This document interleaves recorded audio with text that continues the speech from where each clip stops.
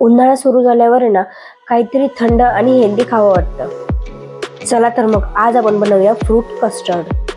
Fruit custard हे झटपट बनवून तयार होतो आणि खाण्यासाठी खूप छान लागतं। चला तर मग सुरुवात करूया। सर्वात आधी मी अर्धा लिटर दूध घेतलेलं आहे।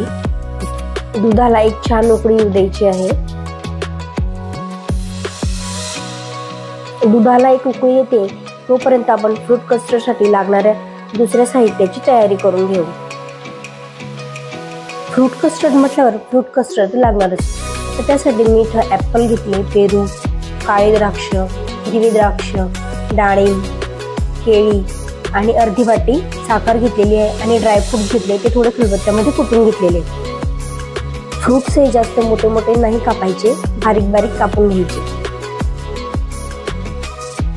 आता मी इथं अर्धी वाटी दूध बाजूला थंड दूध बाजूला काढून ठेवलेली, तर त्यामध्ये मी 3 चमचे कस्टर्ड पावडर घेतलेली आहे। ही व्हॅनिला फ्लेवरची मी कस्टर्ड पावडर घेतली आहे। दुधामध्ये पावडरला चांगली मिक्स करून घ्यायची। आपल्या या सर्व साहित्याची तयारी होते तोपर्यंत दुधालाही एक उकळी आलेली आहे।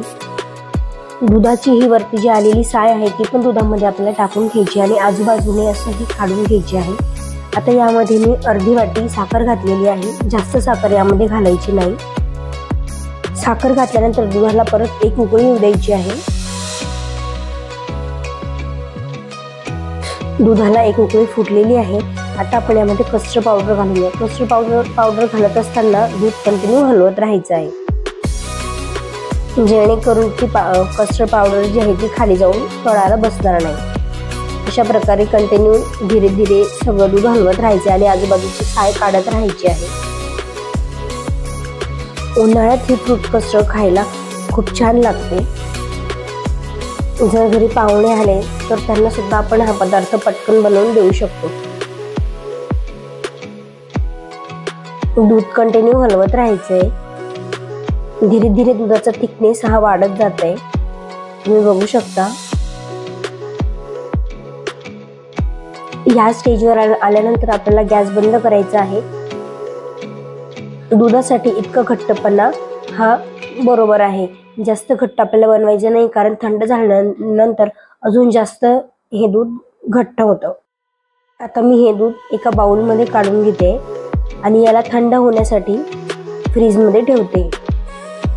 तुम्ही वरही ठेवलं तरी चालतंय, पण फ्रीजमध्ये ठेवलं की हे मस्त छान थंडगार आणि थोडं थिक होऊन जातं।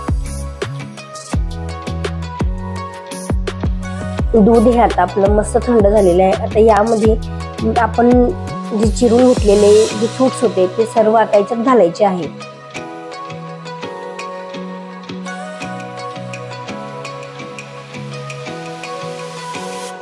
सर्व फ्रूट्स घातल्यानंतर या सर्व फ्रूट्सला चांगलं एकजीव करून घ्यायचं आणि परत याला फ्रीजमध्ये थंड होण्यासाठी ठेवायचं आहे।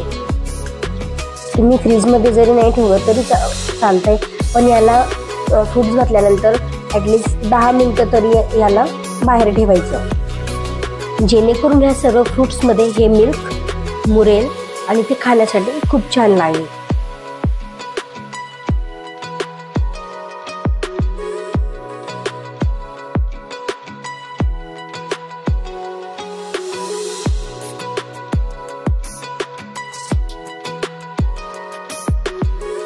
मी हे फ्रूट कस्टर्ड फ्रीजमध्ये ठेवलेलं होतं। आता हे मस्त छान असं थंड झालेलं आहे आणि सर्व करण्यासाठी सुद्धा रेडी आहे।